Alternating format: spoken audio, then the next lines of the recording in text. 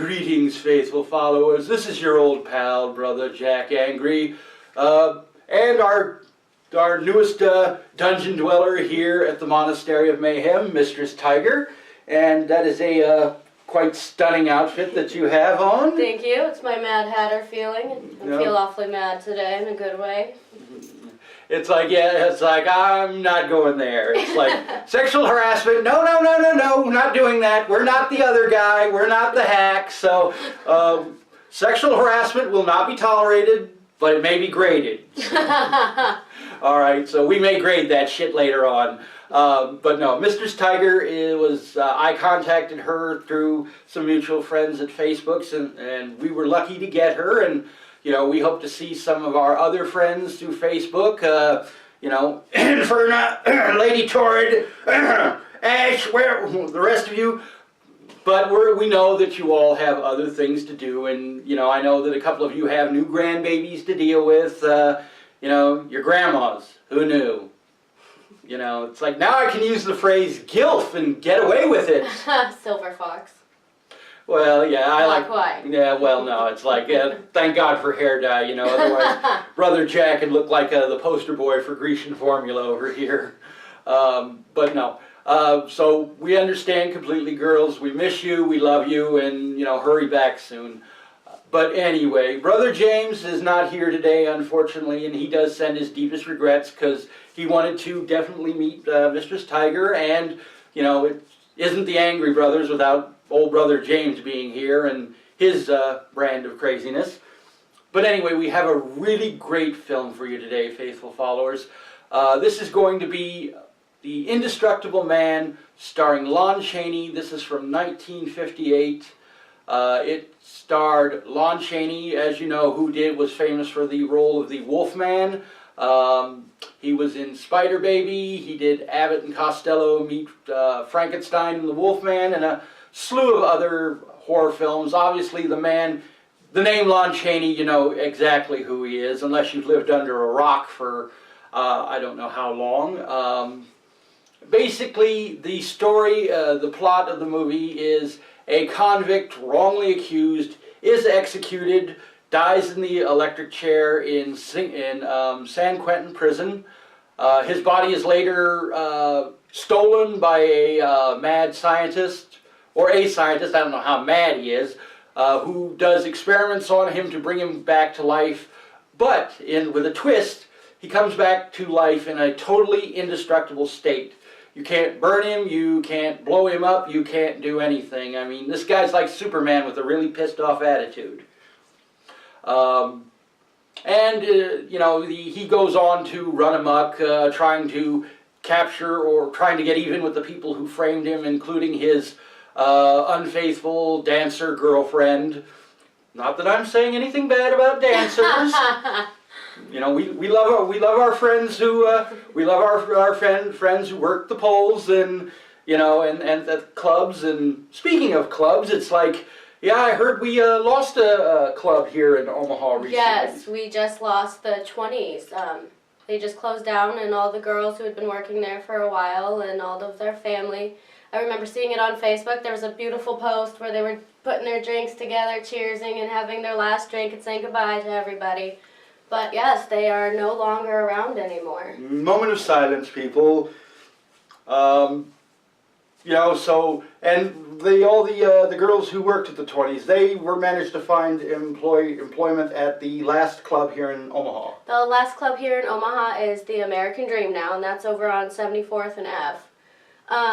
But yes, all of the dancers from the 20s have gone over there, and there's still a couple familiar faces for American Dream over there as well.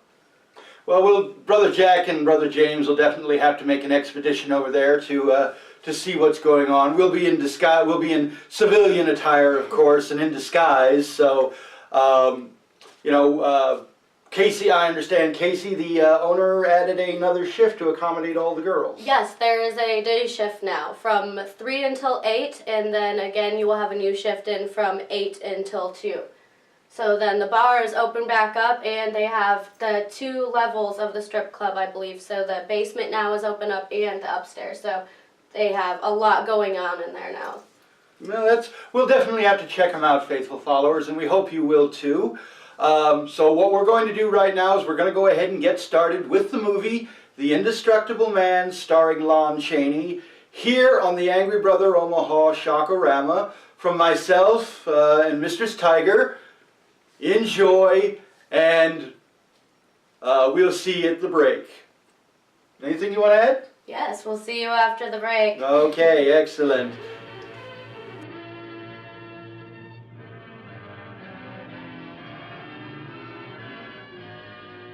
I was dictating the wrap-up on the Butcher Benton package. I'm Lieutenant Dick Chasen. This hadn't been a routine case, and to find the answer, I've had to put a lot of little pieces together. It began on the day most cases can be called closed. It was the day before the butcher was to be executed. He was visited by his attorney, Paul Lowe, in the death house. It was at this first meeting the Butcher Benton case took its first switch. Well, that's it, Butcher.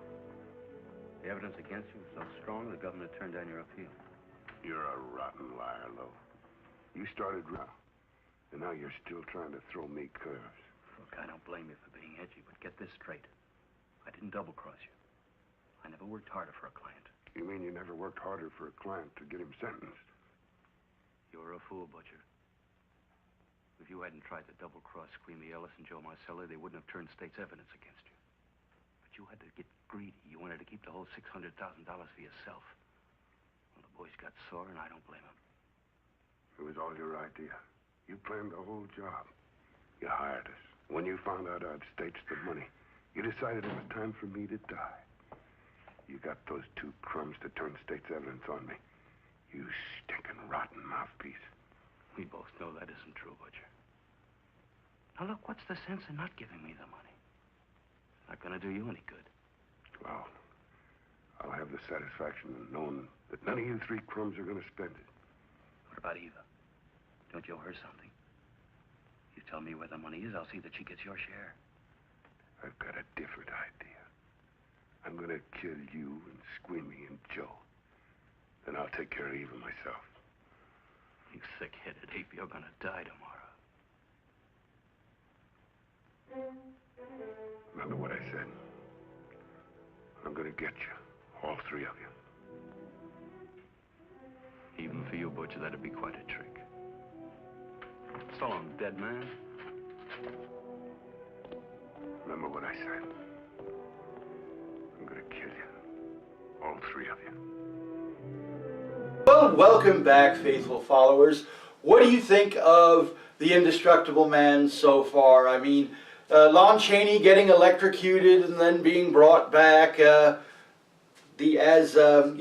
this crazed killer who can't be shot, can't be blown up, can't be burned or anything. I mean, what will kill him? We don't know at this point. So, that remains to be seen. Now, a little bit of trivia, and Mr. Steiger, I think you're going to enjoy this.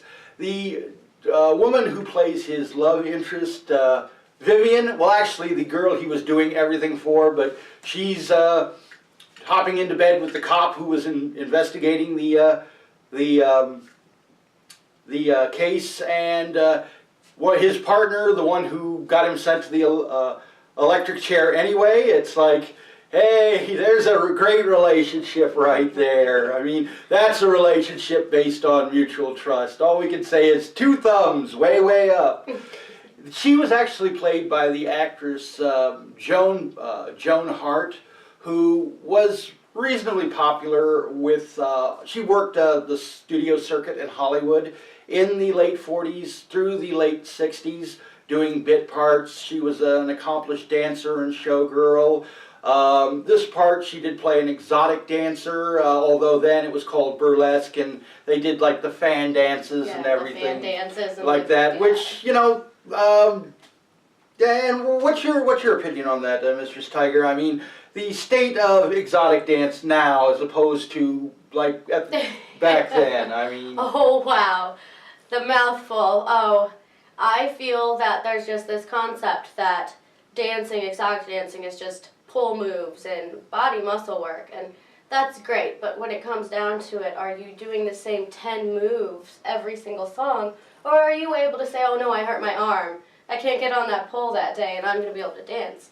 I almost miss the beauty of burlesque because they actually had to have a show. They actually had to entertain, and it wasn't about everything you could see. It was more... The peeping, the beauty and sexuality of... It was more enticing to conceal than to reveal. Just pull it all out there and just, yes.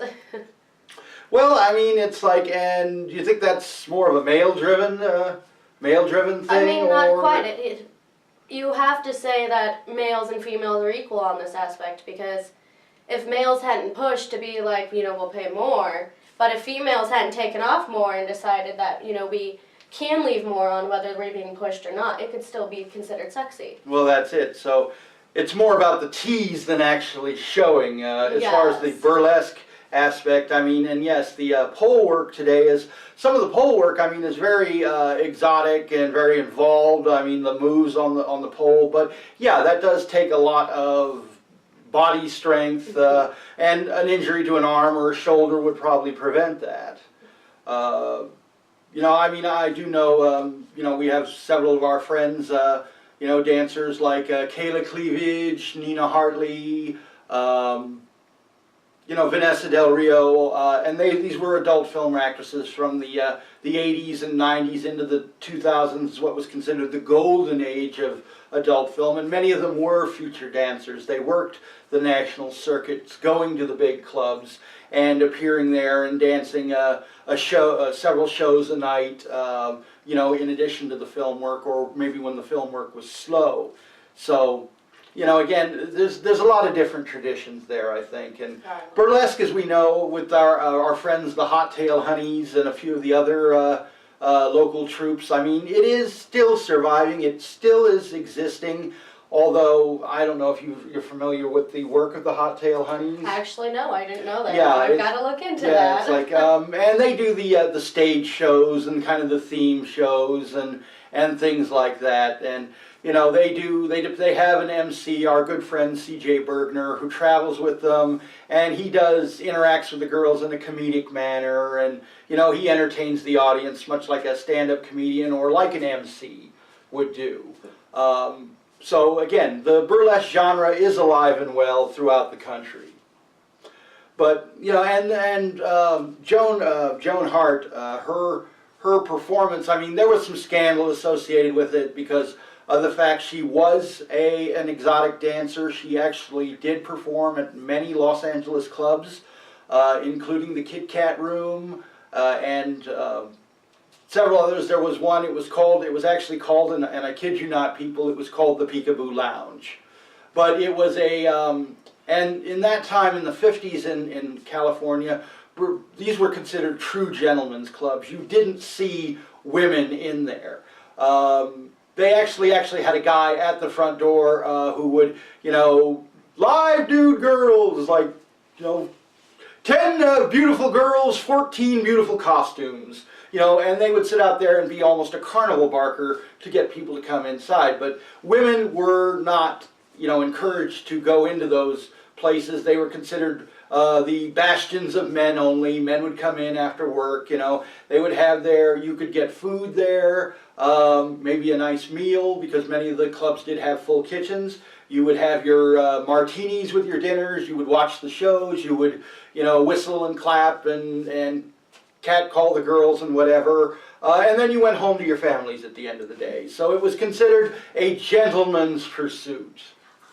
Yeah, well, I mean, it's like nowadays it's like, everybody stops by the strip club on the way home from work and, drops a few dollars here and there, and, things really haven't changed that much. But, we're big fans of the exotic dancers today and 50 years ago. Right? Definitely. Yeah, so support your local clubs, support your local dancers, I don't know what the club owners pay these days, but, it's like they still need your tips. These girls work off tips. Yes. That's what they're working off of. These girls need to be tipped. When you're coming in and watching them and you're not tipping, please understand they're not getting paid really for that. They're up there working for 6 to 7 hours dancing, and they get to walk home with that tip, and they have people to tip out as well. So they depend on your tips. So yes, so again, you know, if you're going to go to one of those clubs in your local area, be generous. Tip your dancers, tip your wait staff, tip your bartender, because that's where their money comes from. But we're going to get back to the show. Indestructible Man, starring Lon Chaney, here on the Angry Brothers Omaha Shaka Rama, myself, Brother Jack Angry, and Mistress Steiger. So enjoy. Enjoy your show. After all, the butcher was dead, and if I got lucky, sooner or later I figured Paul Lowe would lead me to the stolen payroll. In a way, that possibility made me even feel better. It's not fair to watch the show from backstage. Next time I'll pay admission. I take it by that remark you like my routine. Yeah, you're pretty good. What I can't figure out, though, is why you stay in a place like this. It shouldn't be hard for someone like you to get a job in a class spot. If you were a detective, I'd be willing to bet with a line like that your next remark would be, how about dinner? Well, not exactly dinner, but a hamburger might be a good idea. If you're asking in an official capacity, I can't say no. I'm off duty. For the past 6 months, all I've ever called you is Lieutenant Chasen. Do you have a first name? Uh-huh. Dick. Give me 10 minutes for a quick change, because you just made yourself a date, Lieutenant. I mean... Well, greetings, faithful followers. This is your old pal, Brother Jack Angry, along with Mistress Steiger. What did you think of The Indestructible Man, starring Lon Chaney? It basically took the thing that killed him, a massive jolt of electricity, to basically stop him. Even fire couldn't do it, but you run about 10 million volts through his ass, you're going to get the job done. And that's what they did when he was up on that tower, and they ran it between the 2 power poles and just fried the shit out of him. You know, it's like, that was one crispy critter when they were done with him. But it was, you know, for its time, it was actually a little bit of trivia about this movie. It was banned in many theaters throughout Utah, the Midwest, and the southern areas, the Bible Belt, because of the fact that the idea of a man being brought back by shocking his ass with massive jolts of electricity, oh my God, that was sacrilege. 2 words, people, Frankenstein's monster. Frankenstein's monster, Frankenstein's bride. There you go. All of it. They were shocking the shit out of people all over the place with that. And these local religious groups, they had set themselves up as film authorities. So what would happen before a film would be given the right to play in a local theater in that area, they would have a private screening, and if they didn't like the film, well, they wouldn't let it be shown in this theater.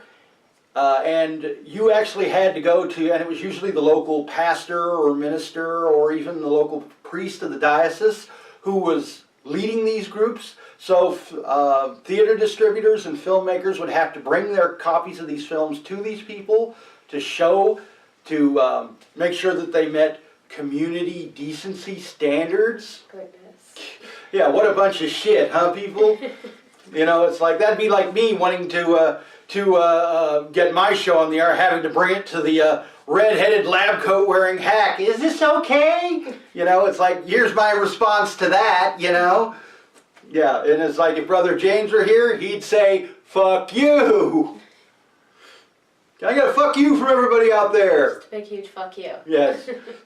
I like it when she says that. Just a big, huge fuck you. Oh, yeah. Great. And so, yes, we do drop the F-bomb here on the Angry Brothers Omaha Shaka Rama. If you're just now figuring that out, where the hell you been? We've been doing this for 5 years, people.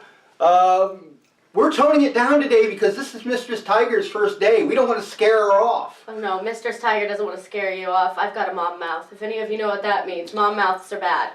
Wait a minute, I'm dealing with a fantasy here. Hold on, let me just tie this one off. Okay, all right, great. Okay, I had to get that out of the way. I mean, yeah, do you wear that outfit when you deal with your kids? Oh yeah, you know, sitting there with the crop. If you guys don't start picking up your toys. Ooh, pick me, pick me. It's like, and I know some parts of Omaha where you pay damn good money for that action too. So it's like, you know, we're all about the crops, the whips, and the paddles here. I mean, we're a kinky bunch of bastards here on the Angry Brothers Omaha Shaka Rama. If you didn't figure that out, again, you're not paying attention. And remember our motto, it's always better to ask for forgiveness than for permission.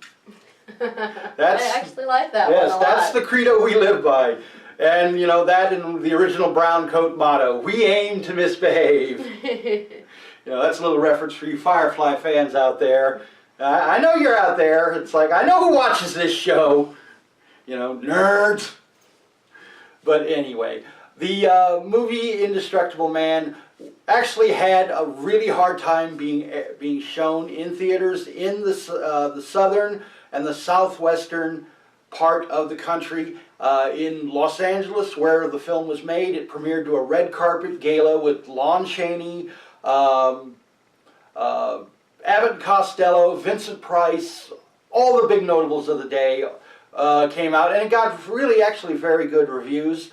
The theater owners of the Southwest, and particularly in Utah, believe it or not, Utah, the film was almost universally banned in the state of Utah because of the idea that, oh, bringing a man back to life is against the ideas of, it was blasphemy. It was literally, that was the reason that was on the rejection forms, is blasphemy. You know, yeah, it's like, I'm reminded of the words of Jack Nicholson as the Joker in Tim Burton's Batman, wait till they get a load of me.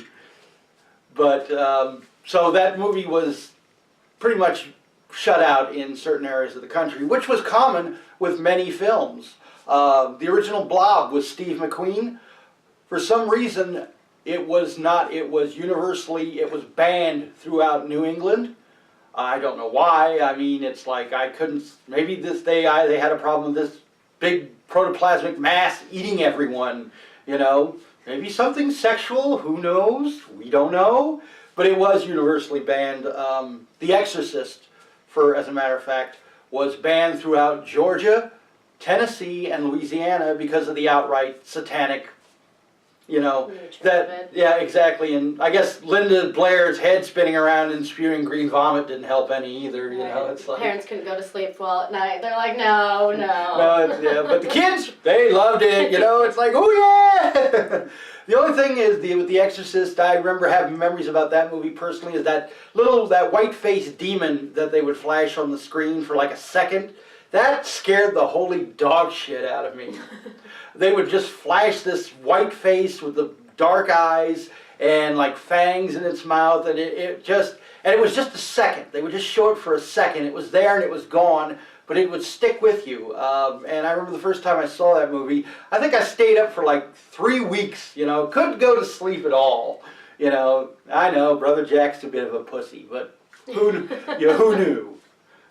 But anyway, we're going to be bringing you another great movie next week, and that is going to be the 1980 found footage, one of the first found footage movies, Cannibal Holocaust. And you're going to want to see this, people, because the director, Didario Fedra, or Dedra, I mean, yeah, Didario Dedra, basically he was arrested by the Italian government when their film censorship board saw this movie. They were convinced that Didario had murdered several of his actors during the filming of this because of the utter grotesqueness of the features. The special effects, even though they were low budget, they were totally over the top, and this film censorship board was convinced he'd murdered several of his actors. So the minute he landed in Italy after shooting in the Amazon, he was taken into custody and held in an Italian prison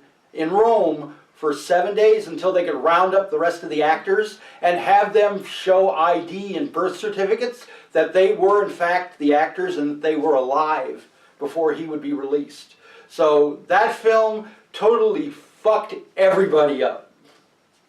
And, you know, and you'll know why when you see the films. And I am going to you know, prepare you. There is some really grotesque footage in this film, but we're going to be bringing you that next week. Cannibal Holocaust here on the Angry Brothers Omaha Shakarama. Enjoy. Anything? Enjoy. Oh, I'm sorry. It's like I didn't mean to 2 cut you. seconds later. Yeah, I'm sorry. I didn't mean to cut you off Oh, there, no. but you know, from myself and Mistress Steiger, enjoy and unpleasant dreams.